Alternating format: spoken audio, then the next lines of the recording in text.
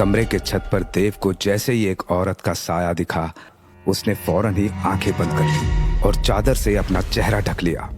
देव का दिल जोरों से धड़क रहा था, उसकी सांसें तेज हो गई थी। उसने निखिल को आवाज दी, लेकिन निखिल ने कोई जवाब नहीं दिया। निखिल के कान पर हेडफोन लगा था, जिसकी आवाज इतनी तेज थी कि निखिल को बाहर का कुछ सुनाई नहीं दे रहा था। देव वैसे तो भूत प्रेत में नहीं मानता, लेकिन उसे डर तो लगता है।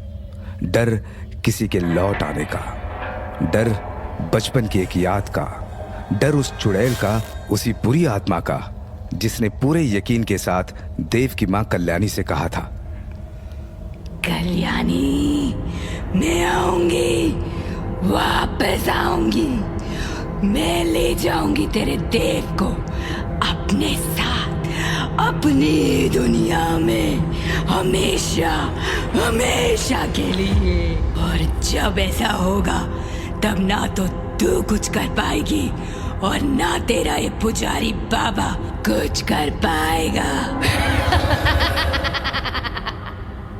उस चुड़ैल के ऐसा कहते ही कल्याणी ने 10 बरस के देव को अपने पीछे छुपा लिया।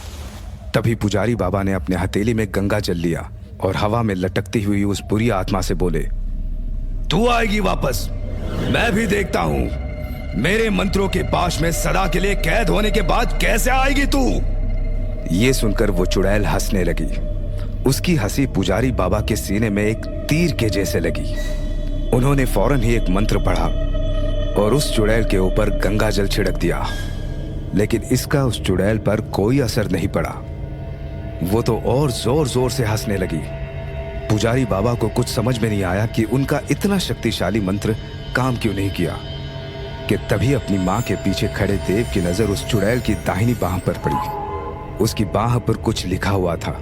क्या लिखा था देव ये पढ़ पाता उससे पहले ही पुजारी बाबा ने अपने पोटली से भस्म निकाली और एक मंत्र पढ़कर उस भस्म को उस चुड़ैल के ऊपर डाल दिया। और इस बार उस चुड़ैल पर असर हुआ। वो एकदम से चीखने लगी और अगले ही पल वो गायब हो गई। वो कौन थी, कहां से आई थी और अचानक से गायब कैसे हो गई? इन सवालों के जवाब किसी के पास नहीं थे। 10 बरस का देव जो मां के पीछे छिपा हुआ था, चुड़ैल के गायब होते ही उसने मां से पूछा, माँ वो अब वापस तो नहीं आएगी ना? मुझे उससे डर लगता है। डरते नहीं देव, मैं हूं ना, और अब वो वापस नहीं आएगी। कल्याणी ने पूरे यकीन से कहा।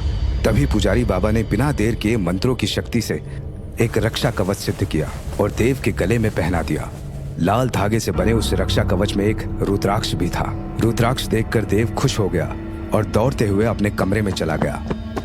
देव के जाते ही पुजारी बाबा कल्याणी से बोले, बड़ी बहू, वो कोई साधारण आत्मा नहीं थी, बहुत शक्तिशाली थी।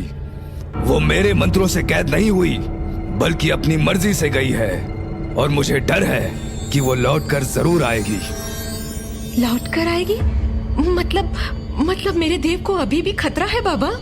कल्याणी ने घबराते हुए बाबा से कहा, नहीं बड़ी बहू, जब तक देव के गले में वो रक्षा कवच है तब तक उसे कोई खतरा नहीं है।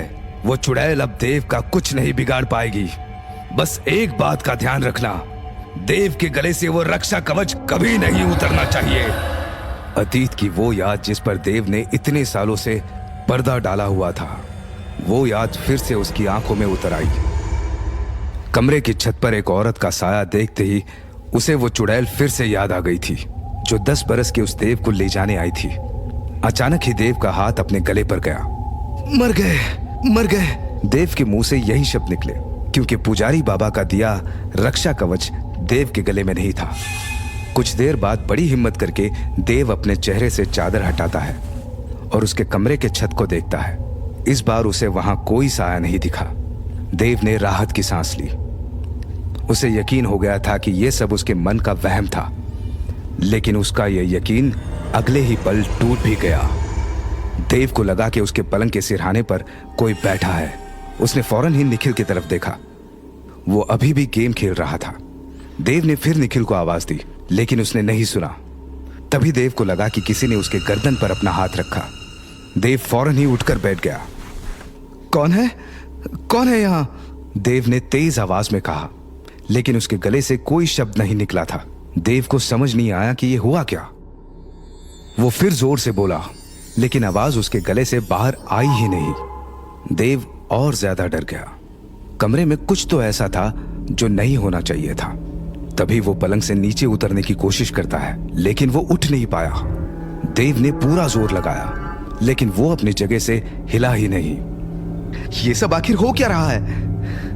और ये निखिल मेरी तरफ देख भी नहीं रहा। निखिल, निखिल!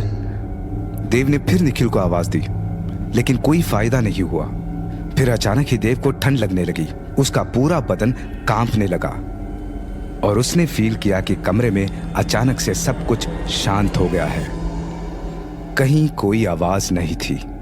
ये एक अजीब किस्म की खामोशी थी, ऐसी खामोशी जिसके पीछे से एक भयानक शोर दस्तक देता है।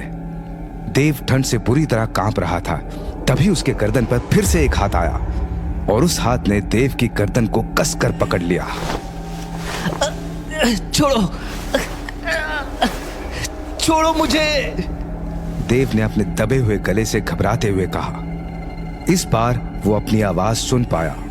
देव ने फौरन ही निखिल को आवाज दी, लेकिन निखिल को कुछ सुनाई नहीं दे रहा था। उसका पूरा ध्यान ज़ॉम्बिस को मारने पर था। कुछ देर की मशक्कत के बाद उस हाथ के चंगुल से देव ने खुद को छुड़ा लिया और वो अपने पलंग से उतरकर भागा। सबसे पहले देव ने लाइट्स ऑन की, अपने पलंग को देखा, वहां कोई नहीं था। फौरन ही देव निखिल की तरफ मुड़ा, लेकिन तभी उसने जो देखा वो देखकर देव की सांसें अटक गई। निखिल का कटा हुआ सर जमीन पर पड़ा था और कुर्सी पर बस उसका धड़ था। अपने दोस्त का कटा हुआ सर देखकर देव कुछ देर तो सदमे में ही खड़ा रहा। फिर अचानक से उसकी आंखों से आंसू गिरने लगे। वो चीखते हुए बोला, क्यों, क्यों मारा? निखिल को क्यों मारा? निखिल ने तुम्हारा क्या बिगाड़ा था? आखिर कौन हो तुम? सामने आओ, सामने आओ, सामने आओ और मार दो मुझे भी। कोई सामने नहीं आया। देव ने निखिल का कटा हुआ सर उठाया और वापस उसके धड़ पर रख दिया। फिर वो निखिल के पलंग पर बैठ गया। देव की आंखें जमीन पर पड़े खून को देख रही थी। तभी देव को लगा कि कोई उसे देख रहा है। देव ने जैसे ही सामने देखा तो उसके होश ही उड़ गए। काला लिबास पहने हुए एक औरत उसके ठीक सामने खड़ी थी। उसका पूरा चेहरा जला हुआ था।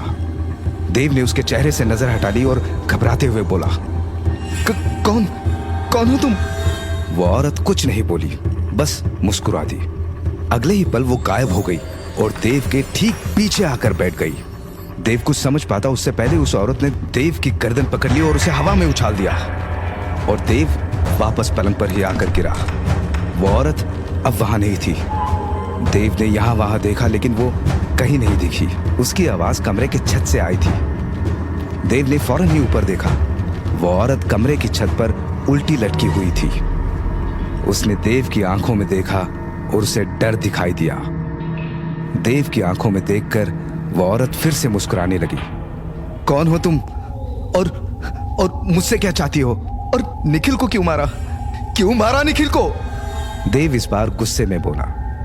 देव का तल्ख लहजा सुनते ही वो औरत देव के ठीक सामने आकर खड़ी हो गई और तेज आवाज में बोली, मरेंगे, सब मरेंगे और तू कुछ नहीं कर पाएगा। तड़पेगा, बस तड़पेगा तू, अपने लोगों के लिए, अपनी खुशी के लिए और अपने प्यार के लिए। सुना तूने?